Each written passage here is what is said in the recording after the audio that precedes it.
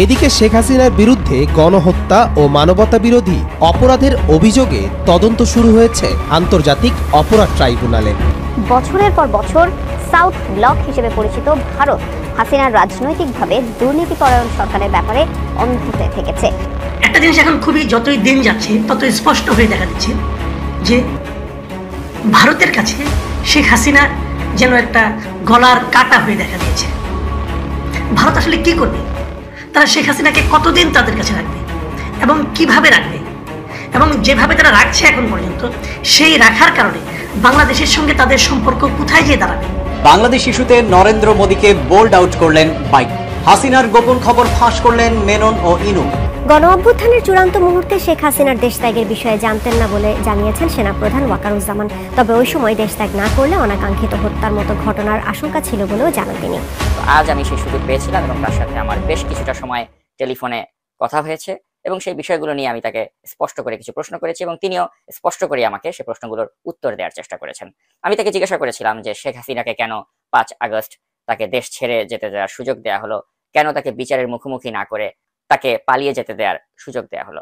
মানে কে কি সম্বন্ধে ইমপ্রেশনটা আমি I am not very clear.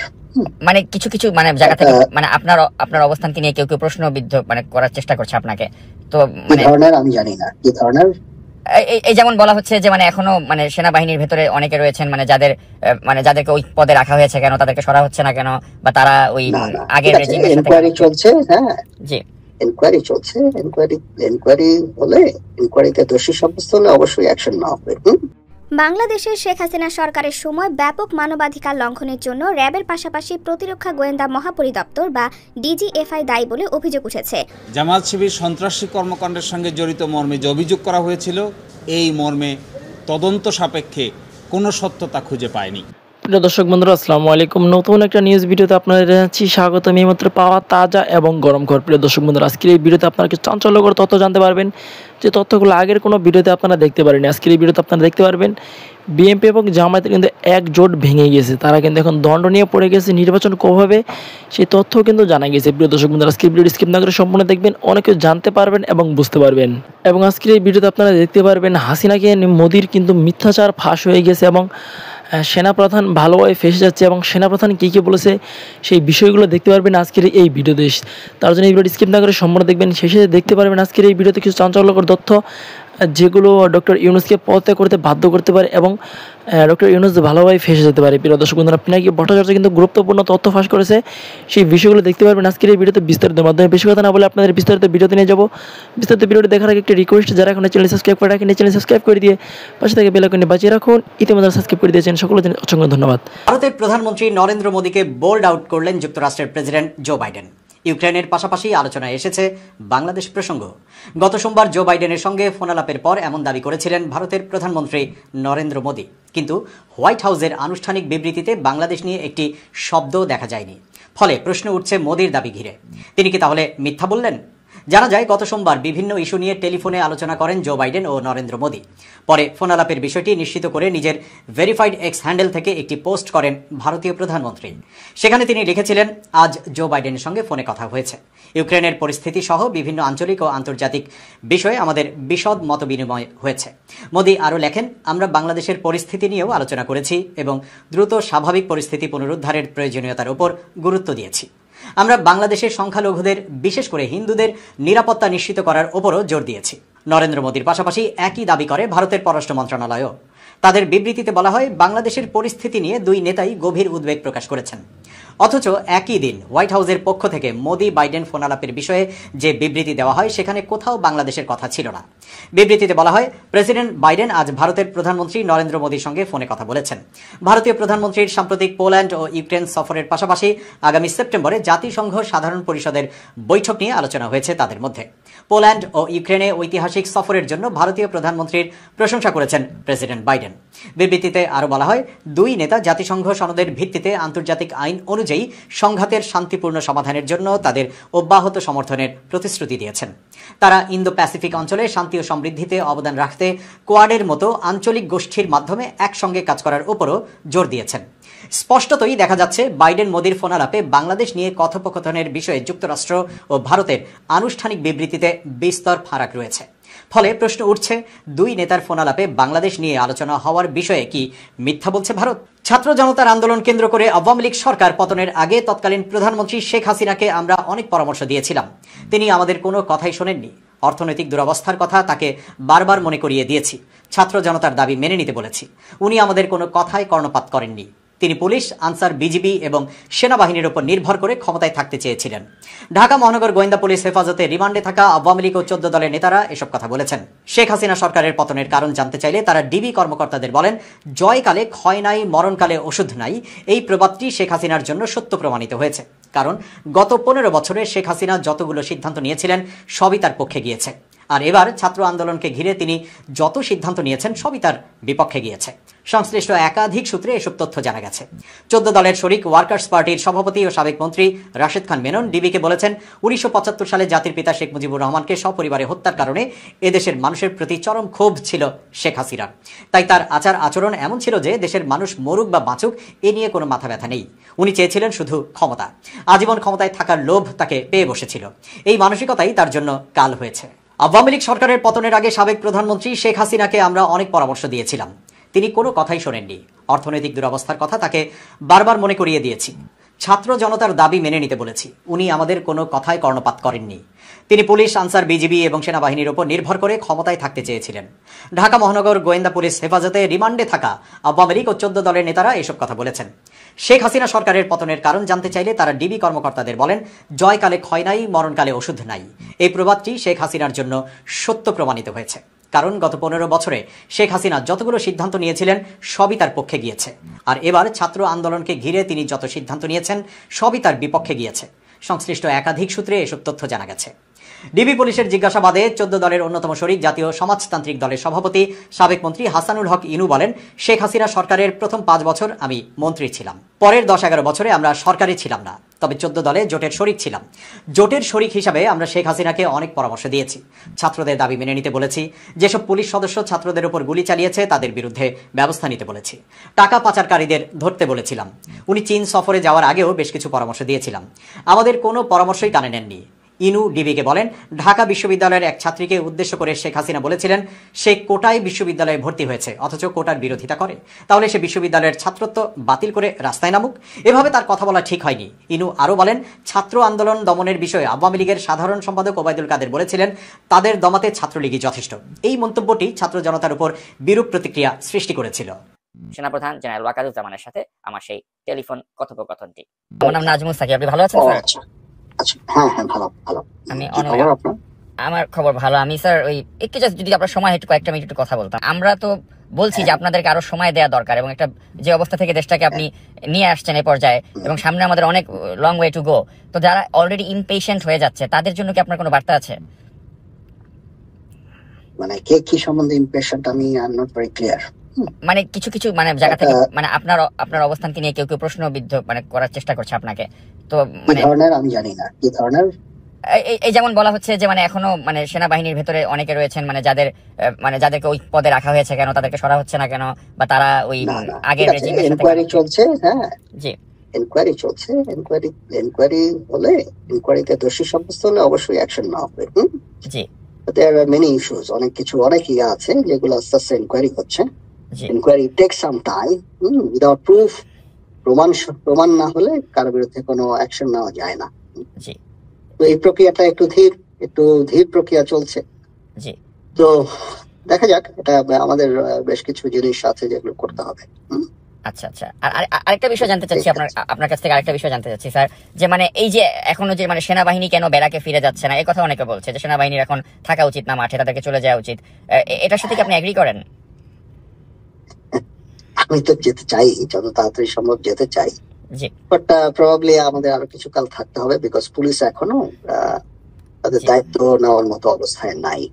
G, police বাহিনী তো অলমোস্ট ডিসলভ হয়ে গিয়েছিল, এখনো দায়িত্ব নেওয়ার মতো হয়নি। দায়িত্ব নেওয়ার মতো হলে অবশ্যই আমরা ফেরত চলে যাব। আর এই যে আনসারকে থাকতে চাই না। জি, আর এই যে আনসারকে কেন্দ্র করে বা এই যে নানা মানে রিকশাওয়ালাদেরকে কেন্দ্র করে যে একটা অস্থিতিশীল অবস্থা যারা সৃষ্টি করার চেষ্টা করছে, এটাকে আপনি কিভাবে দেখছেন?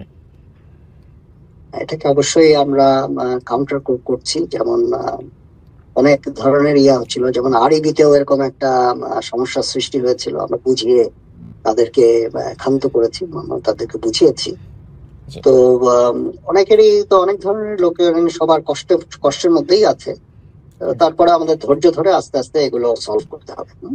বাংলাদেশের শেখ হাসিনা সরকারের সময় ব্যাপক মানবাধিকার লঙ্ঘনের জন্য র্যাবের পাশাপাশি প্রতিরক্ষা গোয়েন্দা মহাপরিদপ্তর বা ডিজিএফআই দায়ী বলে অভিযোগ উঠেছে। র্যাবের তুলনায় প্রতিরক্ষা গোয়েন্দা মহাপরিদপ্তর বা ডিজিএফআই এর কর্মকাণ্ড আরও বেশি ধরাছোঁয়ার বাইরে এবং অপ্রকাশ্য। ডিজিএফআই নিয়ে বিস্তর অভিযোগ অনেকের মুখে মুখে থাকলেও সেগুলো নিয়ে কেউ প্রকাশ্যে কথা বলতে সাহস পায়নি। বহু মানুষকে গুম করা কিংবা বছরের পর বছর ধরে গোপন বন্দিশালায় আটকের বিষয়টি প্রথমবারের মতো সবার চোখের সামনে আসে শেখ হাসিনার পতন ও দেশ থেকে পালিয়ে যাবার পরে।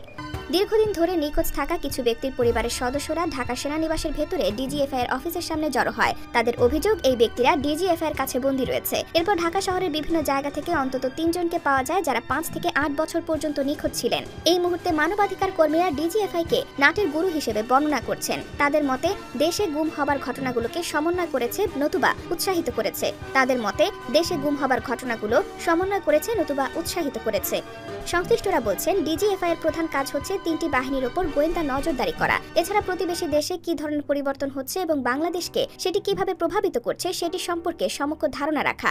আইন অনুযায়ী রাজনীতির সাথে ডিজিএফআই এর কোনো সম্পর্ক নেই, কিন্তু সংসদীয় কমিটির কাছে গোয়েন্দা প্রধানদের জবাবদিহিতা থাকতে হবে। তবে শুধুমাত্র সরকার প্রধান ছাড়া তারা অন্য কারো কাছে জবাবদিহি করে না, ফলে রাজনৈতিক স্বার্থ কায়েম করতে ব্যবহার করা হয়েছে তাদের। এদিকে নিরাপত্তা বিশ্লেষকদের মতে ডিজিএফআই এর কর্মকাণ্ডকে সেনানিবাসের ভেতরে সীমাবদ্ধ করতে হবে। সেনানিবাসের বাইরে যাতে তাদের কোনো ভূমিকা না থাকে সেটি নিশ্চিত করা জরুরি। তবে প্রশ্ন উঠেছে, এই প্রতিষ্ঠানগুলোর কর্মকর্তারা যে আইন বহির্ভূত কাজ করেছিলেন সেটি নিয়ে তারা অবগত ছিলেন। অবগত থাকার পরেও তারা কোনো পদক্ষেপ নেননি। উল্টো ডিজিএফআই কোনো একটি পক্ষের হয়ে ব্যাংক দখলে ভূমিকা রাখা কিংবা গণমাধ্যম নিয়ন্ত্রণের মতো কাজ করেছে। এমনকি সাবেক প্রধান বিচারপতি সুরেন্দ্র কুমার প্রকাশ্যে বলেছেন যে সরকারের সাথে বিরোধের পর তাকে দেশ ছেড়ে যেতে বাধ্য করেছে ডিজিএফআই। এদিকে সাবেক লেফটেন্যান্ট জেনারেল মইনুল ইসলাম মনে করেন সব সংস্কারের সাথে রাজনৈতিক বিষয় জড়িত থাকে। যারা রাজনীতি করবেন তারা যদি সঠিক রাজনীতি না করেন তাহলে তো এটা নষ্ট হয়ে যাবে বলে মন্তব্য করেন মিস্টার ইসলাম। সোশ্যাল মিডিয়া প্ল্যাটফর্মে এতদিন যাবৎ কার্যত জোটটা না থাকলেও আমরা দেখেছি সোশ্যাল মিডিয়া প্ল্যাটফর্মে আওয়ামী লীগের বিরুদ্ধে ঐক্যবদ্ধভাবে বিভিন্ন রকম অ্যাক্টিভিটিস, পোস্ট অথবা ধরেন নানান কমেন্ট টু জেড যেটা আমরা বলি ইনফ্লুয়েন্স করা, সেটাতে ব্যাপক ভূমিকা রেখেছিল বিএনপি এবং জামায়াত। বাট রাইট নাও নির্বাচনকে কেন্দ্র করে এতদিন অভ্যন্তরীণ যেই আপনার ফাটলটা ছিল এটা এবার প্রকাশ্যে এসেছে। কারণ এতদিন ওই দুইটা জোট একটা মেইন কাজ করছে কোনটা, যে আওয়ামী লীগকে হটাইতে হবে। এখন আওয়ামী লীগকে হটানোর পরে যেহেতু এখন এই দুইটা টিমই মাঠে মূল শক্তিশালী টিম হিসেবে আমরা দেখছি, তো সেখান থেকে নির্বাচনকে ইস্যু করে অলরেডি বিএনপি তাদের অবস্থান প্রকাশ করেছে এবং ফাইনালি জামায়াতের যিনি আমির আছেন, সেক্রেটারি আছেন, তারা কিন্তু বিএনপি ইস্যুতে নিজেদের স্পষ্ট অবস্থান আজকে প্রকাশ করলো। দর্শক, আমরা দেখছি যে নির্বাচনকে কেন্দ্র করে প্রধান বিরোধী দল হিসাবে হয়তো জামাত ক্ষমতা যেতে পারে, আবার প্রধান দল হিসাবেও ক্ষমতা যেতে পারে, নাকি কি মনে করেন? তবে পরিসংখ্যান কিন্তু অন্য কিছু বলে। 1996 সালে জামাত কিন্তু এককভাবে নির্বাচন করেছিল। ওই সময় তারা আসন পেয়েছিল 3টি, বিএনপি পাইছিল সম্ভবত আপনার 100 কতটা, আওয়ামী লীগ তখন আপনার মানে কি বলা হয় যে বিজিত হয়েছিল। তো এখন আইসা প্রায় কত বছর, আপনার 28 বছর পর জামাত কি আসলে একক নেতৃত্ব নিয়ে ক্ষমতা যেতে পারবে? জামাত ভাবছে তারা পারবে। আজকে জামাতের সঙ্গে আপনার এই মুহূর্তে বিএনপির কোনো জোট নেই। ইতিমধ্যে বিএনপির মহাসচিব মির্জা ফখরুল ইসলাম এমনই ইশারা ইঙ্গিতে একটা গণমাধ্যমকে বলার পর এবার আজকে জামাত ইসলামের কেন্দ্রীয় সহকারী সেক্রেটারি জেনারেল মাওলানা রফিকুল ইসলাম খান এবং যিনি জামাতের আমির আছেন শফিকুল সাহেব, তারা কিন্তু আলাদা আলাদা বিবৃতি দিয়েছে যে বিএনপির সাথে জোট বেঁধে সরকারে যেতে চায় না। এমনকি তারা বলছেন যে ডক্টর ইউনূসের যে সরকারটা এই মুহূর্তে আছেন তাদেরকে 5 বছর সময় দেওয়া হোক প্রয়োজনে। জামাত চাচ্ছে ইউনূস সাহেবের সরকারকে আনলিমিটেড সময় দিতে, কিন্তু বিএনপি বলছে আনলিমিটেড সময় দেওয়া যাবে না, যত দ্রুত সম্ভব নির্বাচনের রোডম্যাপ দেন। এটা নিয়ে একটা পাল্টাপাল্টি অবস্থান। পাশাপাশি 5 তারিখের পরে সারা বাংলাদেশে যা ঘটেছে এগুলো কিন্তু জামাতের আমির একটা বক্তব্য দিয়েছেন যে আপনারা দেখেছেন একটি দল ওই 2 দিনে কি দেখিয়েছে, তারা তাদের জনসমর্থন হারিয়েছে। সুতরাং ওই দলটির সাথে এই মুহূর্তে একজোট হয়ে আপনার কোনো রকম রাজনৈতিক অ্যাক্টিভিটি চালানোর ইচ্ছা জামাতের নেই, এমনকি তার সামনে উপস্থিত থাকা নেতা কর্মীরা তাতে সায় দিয়েছিলেন। এরপর আমরা দেখলাম সেক্রেটারি জেনারেল আছেন, তিনি আপনারা বলছেন বিএনপির সাথে জামায়াতের কোনো দলীয় জোট নেই আর সামনেও করার ইচ্ছা নেই। তবে বলছেন বিএনপির সঙ্গে ভ্রাতৃত্ববোধ বজায় আছে, এটা থাকবে, তাদের সাথে যোগাযোগ আছে, এটা দল রক্ষা করে চলবে। তাদের সঙ্গে আমাদের মাঝে মাঝে বসা হয়, দেশের সামগ্রিক পরিস্থিতি নিয়ে আলোচনা হয়, কিন্তু তাদের সাথে যে জোটগত একটা ইস্যু ছিল সেটা সরে যাচ্ছে। তো এখান থেকে যারা বিশ্লেষকরা আছেন তা আমরা দেখছি যে তারা ভাবছেন যে বিএনপি এবং জামাতি হতে যাচ্ছে আগামী দিনের যে নির্বাচনটা হবে 5 বছর পরে হোক 3 বছর পরে হোক, সেখানে প্রধান ক্ষমতাসীন দল বনাম সংসদের বিরোধী দল। এখন মূল সমস্যা হচ্ছে কোনটা, ধরেন এই দুইটা দল যদি আলাদা হয়ে নির্বাচন করে, এখন আওয়ামী লীগ গণতান্ত্রিক রাষ্ট্র হিসাবে, ডেমোক্রেসি হিসাবে তারাও কিন্তু নির্বাচনে আসার সুযোগ আছে, ভোট পাবে না পাবে সেটা হচ্ছে পরে। কিন্তু আওয়ামী লীগ যদি ফাইনালি নির্বাচনে আসে তখন তো জামাত এবং বিএনপির মধ্যে জোট বাঁধাটা হয়ে যাবে ফরজ। এখানে টেকনিক্যালি তো একটা ইস্যু আছে। আওয়ামী লীগ যদি না আসে, বিএনপি এবং জামাতের মধ্যে ভোট হলে আমি প্রেডিকশন বলছি বিএনপি ক্ষমতায় যাবে, জামাত ভালো একটা আসন পেলেও পেতে পারে, কিন্তু এককভাবে জামাত ক্ষমতায় যাবে এটা আসলে বিশ্লেষণ করে ভাবছেন না যে বাংলাদেশে আসলে ইসলামিক ধারার যে রাজনীতি এটা বাংলাদেশের জনগণ ওইভাবে নেয় না। তো সেক্ষেত্রে বিএনপি ক্ষমতায় গেলে বিরোধী দল হিসেবেও একটা শক্ত ভূমিকা রাখতে পারবে জামাত, যেটা তাদের জন্য নতুন ইতিহাস হবে। কিন্তু যদি হুট করে আওয়ামী লীগ রাজনীতিতে চলে আসে বা তারা নির্বাচনে চলে আসে, পাশ ফেল পড়ে, তখন আসলে জামাতের অবস্থানটা কি হবে? তখন কি তারা আবার বিএনপির সাথে জোট বাঁধবে বা বিএনপিকে জামাতকে নিয়ে জোট করবে, নাকি জামাতকে এককভাবে নির্বাচন করতে হবে? যদি নির্বাচন করতে হয় 1996 সালের যে পরিসংখ্যান, আজকে সেটা অনেক পরিবর্তন হয়েছে আমরা জানি, বাট তৎকালীন সময় জামাত 3টা আসন পেয়েছিল, আওয়ামী লীগ সম্ভবত 146, বিএনপি 132টা পেয়েছিল। এখন সেই পরিসংখ্যানটা কি হবে? তবে জামাত চাচ্ছে তারা বিএনপিকে সাইড করে নিজেরা নিজেদের মতন দল গোছাতে, তাদের মনে হচ্ছে যে এই মুহূর্তে বাংলাদেশের মানুষ তাদেরকে ভোট দিবে। তো আপনার আনসারকে দিয়ে যে খেলা শুরু হলো তাতে বোঝা যায় প্রতি সরকারের সেনাপতিরা এখনো সবল এবং সক্রিয়। এই আনসার কাণ্ড একটা কিন্তু ওয়েক আপ কল প্রফেসর ইউনূসের সরকারের জন্য। সরকারের সব স্তরে হাসিনার লোকজনদের না বের করে দিলে এই অনিশ্চয়তা এবং স্থবিরতা কাটবে না। আমি এটা কোনো কথা বলে আসতেছি, সুপ্ত থেকে শুরু করে হাসিনা নিয়োগ দেওয়া ব্যক্তিদের বাইর করে না দেওয়ার ফল আমরা পাচ্ছি এবং পাইতে থাকবো। এর আগে শীর্ষ আদালতের মাধ্যমে কুকরার চেষ্টা হয়েছিল, আগামীতে এই ধরনের চক্রান্ত চলতেই থাকবে। কেউ যদি মনে করে থাকেন পরাজিত ফ্যাসিস্টরা এবং তাদের প্রভু ভারত সবকিছু মেনে নিয়ে বসে থাকবে, তাহলে কিন্তু বোকার স্বর্গে বাস করিচ্ছেন। ওদের ফেলে যাওয়া জঞ্জালগুলো সমূলে সাফ করেন। ছাত্ররা আনসার কাণ্ড ব্যর্থ করে দিছে, কিন্তু ছাত্রদের দেখতে হবে কেন? পুলিশ আছে না, বিজিবি আছে না, আর্মি আছে না? ছাত্ররা কি ছাত্রলীগ না মাস্তান যে এরা আইসে পিটাবে সবাইকে আর সবাই ঠান্ডা থাকবে? এটা কোনো প্রসেস হলো? আনসার অনেক আগে থেকে প্রস্তুতি নিতেছে, আমরা সবাই জানি। আর স্বরাষ্ট্র উপদেষ্টা লেজ মলতেছে বসে বসে। ওই যে দেখেন স্বরাষ্ট্র উপদেষ্টা মালদারে দেখেন কেমনে কথা কয়। তিন উপদেষ্টা এবং অন্যান্য যারা সহকর্মী সবার সাথে আলোচনা করে আমরা একটা সিদ্ধান্ত উপনীত হয়েছি, এখন থেকে রেস প্রথা থাকবে না আনসারে। আর অন্যান্য যে তাদের দাবি দাওয়াগুলি আছে ওই জন্য একটা কমিটি করে দেওয়া হচ্ছে, এই কমিটি পর্যালোচনা করে আমাদের কাছে পাঠিয়ে এবং তা আমরা আন্তঃমন্ত্রণালয়ে বসে একটা সিদ্ধান্ত নিব। এটি আপনাদের কাছে আপনার এই মেসেজটা সবাইকে পৌঁছায় দেন। হচ্ছে আমাদের নিয়ম নীতিমালা নিয়োগ বিধিমালা অনুযায়ী ওনারা 3 বছর চাকরি করার পরে 6 মাস যাবত ওনারা রেস্টে থাকে, এরপরে ওনারা আবার অঙ্গীভূত হয় 6 মাস পরে। এই 6 মাস ওনাদের জীবন জীবিকাটা একটু দুর্দশার মধ্যে থাকে, সেই জন্য ওনাদের মূল সমস্যাটা ওই জায়গায়। এই জন্য আমরা সবাই মিলে একটা একমত পোষণ করি যে এই প্রথাটা যেন বাতিল করা হয় নিয়োগ বিধিমালা থেকে। সেটা আমরা কিভাবে বাতিল করা হবে সেই প্রক্রিয়াটার মাধ্যমে আমরা এটাকে রেগুলার জব হিসেবে কিভাবে করা যায় সেটা আমরা দেখেছেন করা যেতে পারে। কাঁপিচ্ছে, হ্যাঁ কাঁপিচ্ছে কেমন করে? আমি শিওর ডরে প্যান্ট ভিজাই ফেলছে। এরা কোন আক্কেলে স্বরাষ্ট্র উপদেষ্টা বানাইছে? শোনা যায় এটা নাকি বিএনপি রিকমেন্ডেশনে করা হয়েছে, সত্য মিথ্যা জানি না। উনি নাকি কেউ গেলে তাকে কয়জন বিএনপি করেন এটা নাকি কয় ওই বিএনপির প্রতি কৃতজ্ঞতায়। যাই হোক, সত্য মিথ্যা তো জানি না। আবার অনেকে আমার কাছে উষ্মা প্রকাশ করেছে যে আমি কেন 111 করছি, উনি নাকি রয়ে ফাটাই ফেলবে একেবারে, কারণ বিডিআর বিদ্রোহ নিয়ে ইন্ডিয়ারে ধরবে, ও টাইসা ধরবে। আপনাদের কি মনে হয় ইন্ডিয়ার সামনে দাঁড়ানোর হিম্মত রাখে? সব অপদার্থ উপদেষ্টা নিয়ে চলতেছে। আর এক উপদেষ্টা তো সাহেব, উনি মায়ের বাচ্চা তাই ছুটি নিয়ে নাকি আমেরিকা গেছে। এটা রক্তাক্ত বিপ্লবের পরে এই হইতেছে উপদেষ্টার অবস্থা। সারাজন কইছে যে সমস্ত মামলা দেওয়া হইতেছে তার নাকি প্রথম পর্যায়ে পার হইতে পারবে না। তো এর দায় কার বলেন? আপনারাই বলেন। স্বরাষ্ট্র আইন উপদেষ্টা তো নাকি? যাই হোক, আসিফ নজরুলের ব্যাখ্যা দিচ্ছে, কিন্তু এটা নিয়ে পরে আলাপ করবো। আজকে অন্য বিশাল প্রচুর আলাপ আছে, সেই জন্য আজকে এটা ধরছি না। যে অভিযোগের মামলাগুলো দেওয়া হইতে তার বেশিরভাগ ক্ষেত্রে তো হাস্যকর, যে গ্রেপ্তার হচ্ছে অতি নাটকীয়, আর যেভাবে আদালতে তোলা হচ্ছে তার দায়িত্ব জ্ঞানহীন। আপনি যদি কোনো একজনকে অভিযুক্ত করে আদালতেই তোলেন, তার মাইরা বিসি ফাটাই তো দিতে পারেন না, তাই না? আপনি শুরু করলেন ডিম মারা দিয়া, এটা মানা যায়। কিন্তু এখন আপনি এমন মাইর দিলেন যে বিসি ফাইটে যাবে। মাহমুদুর রহমানের উপরে কুষ্টিয়া আদালত প্রাঙ্গণে হামলা আর কালামানিকের বিসি ফাটাই দেওয়া কোনভাবে আলাদা? আসিফ নজরুল কাছে দুজনকে আলাদা আলাদা না, দুটো একই জিনিস। অগ্রজ সাংবাদিক মাহমুদুর রহমান সাহেব, ওনাকে আদালতে কি নির্মমভাবে রক্তাক্ত করা হয়েছিল, তখন আপনারা সবাই কি প্রশংসা করেছিলেন? আপনাদের টিভি থেকে এই নিউজটা দেখাতে পেরেছিলেন? বিএনপির আইনজীবীরা কাজ করতেছেন কলে, এটা সবাই কইতেছে। নিজের বিবেকে প্রশ্ন করেন কাজটা ঠিক করতেছেন কিনা। মানিকের বিসি ফাটাইলে পাবলিকে খুশি হবে। আমার তো মনে হচ্ছে যে পাবলিক খুশি করার মিশনে নামিছেন উপদেষ্টারা। একজন গ্রেপ্তারকৃত অভিযুক্তকে যদি নিরাপত্তা দিতে না পারেন, তাহলে ক্যান্টনমেন্টের মধ্যে আদালত বসান। ক্যান্টনমেন্ট ছাড়া তো এখন আপনাদের কোনো গতি নাই। কিছু হলে ক্যান্টনমেন্ট, কিছু হলে আর্মি, তো যান ক্যান্টনমেন্টের মধ্যে যে আদালত বসান, ওইখানে নিরাপত্তা দিতে পারবেন। তো মানিকের উপরে হামলার জবাব কিন্তু প্রফেসর ইউনূসকে দিতে হবে, আজ হোক কাল হোক একসময় দিতে হবে। বিএনপির আইনজীবীদের কেউ এই প্রশ্ন করবে না।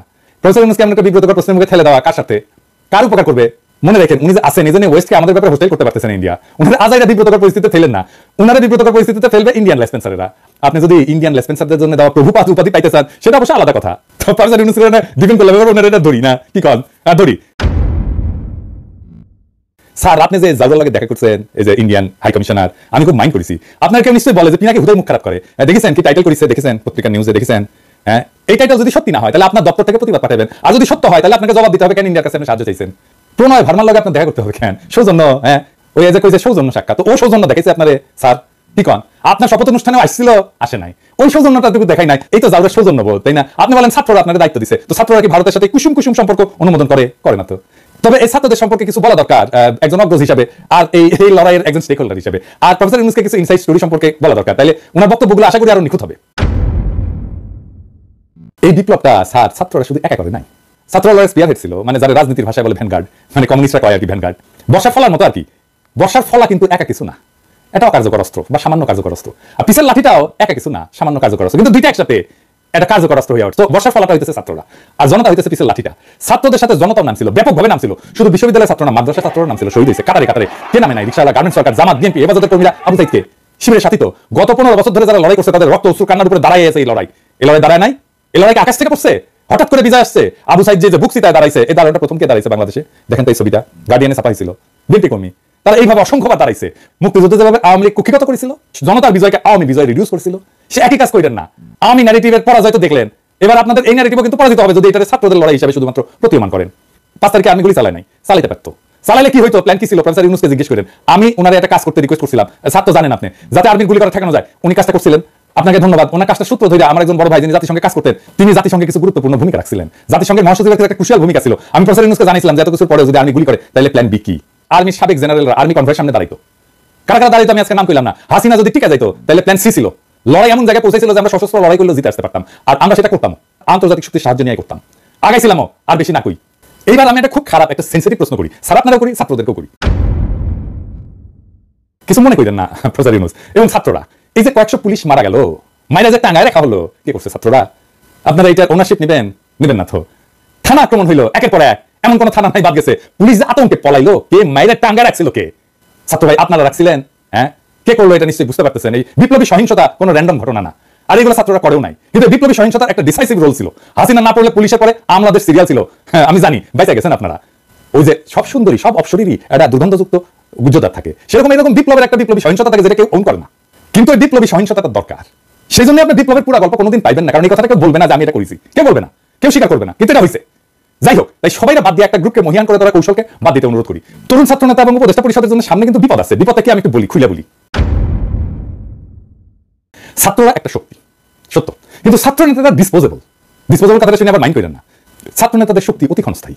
আমিও ছাত্র নেতা ছিলাম, আমিও ঠিক 90-এর অভ্যুত্থানের নেতা ছিলাম। হাজার হাজার ছাত্রকে ডাক দিলে এক কাতারে আনতাম। এখন এই ছাত্রদের আনতে পারবো না, কারণ তারাও ছাত্র নাই, আমিও নাই, ওদের সবার সংসার হয়েছে।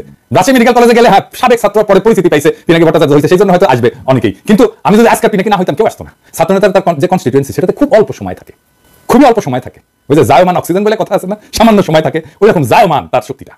এই যে 90-এর অভ্যুত্থানের অগ্রপথিক ছাত্র নেতারা, এই যে দেখেছেন ওনারা কোথায়। এই যে বিচিত্র প্রচ্ছদ প্রতিবেদন হয়েছিল আমাদের সময়, বিচিত্র প্রচ্ছদ প্রতিবেদন হওয়া মানে বিশাল বিশাল ব্যাপার। বিচিত্র প্রচ্ছদ প্রতিবেদন হয়েছিল, ওনাদের ছবি দেওয়া, ওনারা কোথায়? কোথাও নাই। অথচ ওনাদের কথায় তখন দেশ চলতো। এর সাথে পতনের পরে বাংলাদেশের ছাত্র নেতাদের মধ্যে 4 খলিফার চাইতে বড় ছাত্র নেতা আসে নাই। ওনাদের গত 40 বছরে কোনো বেল ছিল রাজনীতিতে? ছিল না। এখন আজকাল ছাত্র নেতারা ডাকলে হাজার হাজার ছাত্র আসে। ঠিক 5 বছর পরে ওই ছাত্র ইউনিভার্সিটি থেকে বেড়ে গেলে সেই একই বাগানে আসবে নতুন কুড়ি, শুধু সেই সেদিনের মালি থাকবে না। ছাত্র রাজনীতি কফি হাউসে সেই আড্ডা, বুঝছাও, এটা থাকে না। বারবার ছাত্রদের সামনে আইনা জনতাকে যে সামনের কাতার থেকে পিছিয়ে ঠেলে দেওয়া হইতেছে, তার সবচেয়ে বড় ভিক্টিম হবে ছাত্ররাই, ছাত্র নেতারাই। তারা শক্তিহীন হয়ে পড়বে। রাজপথে ছাত্র জনতার বিপ্লবী ঐক্য হাসিনাকে পরাস্ত করছে, শুধু ছাত্ররা করে নাই। ক্ষমতা জিনিসটাকে আজকের ক্ষমতাবানদেরকে বুঝতে হবে, খুব খেয়াল করে, কারণ এটা না বুঝলে আপনি ক্ষমতাকে ম্যানেজ করতে পারবেন না।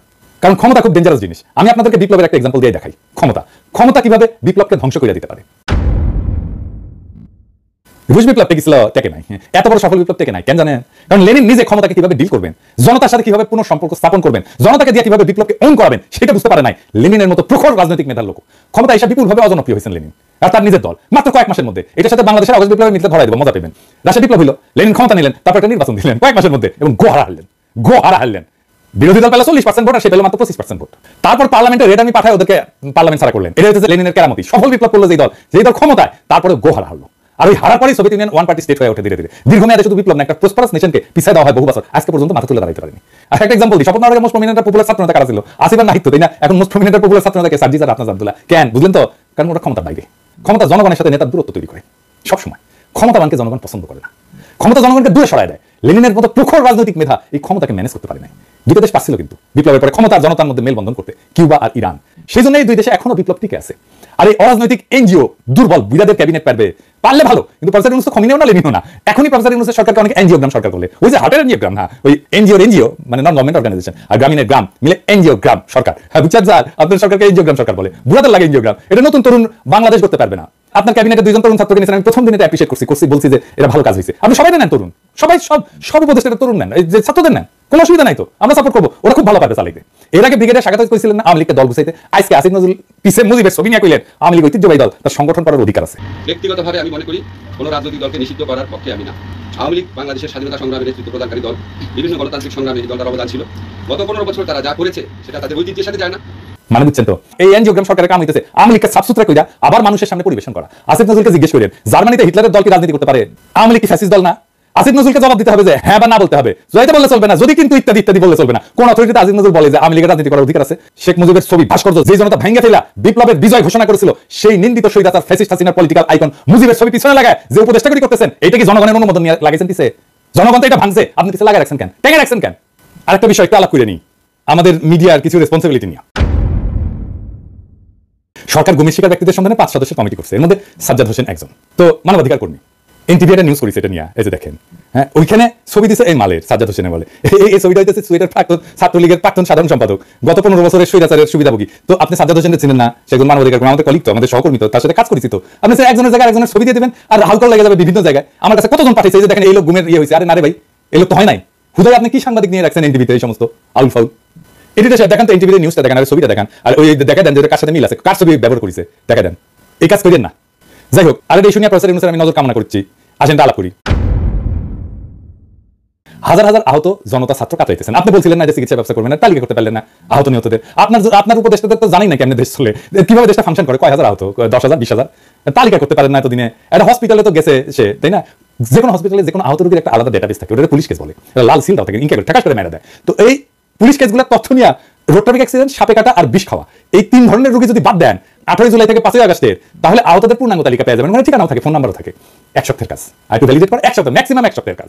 দেশ কেমনে চলে জানি না, রেগুলারে আপনি উপদেষ্টা বানিয়েছেন, তো বানিয়েছেন, ছাত্রদের বানিয়েছেন, সবগুলোই ছাত্র নিতেন, খুব ভালো কাজ করবে। আমি প্রথমে 2 জন ছাত্র বানিয়েছিলেন উপদেষ্টা, আমি কইছিলাম এটা ভালো কাজ করেছেন, আর সবগুলোরে নিতেন ছাত্র, কোনো সমস্যা ছিল না। তো যাই হোক, এই আলাপে শুধু ছাত্র না, ছাত্র জনতার এই বিপ্লবের অংশগ্রহণ নিয়ে কথা বলছি।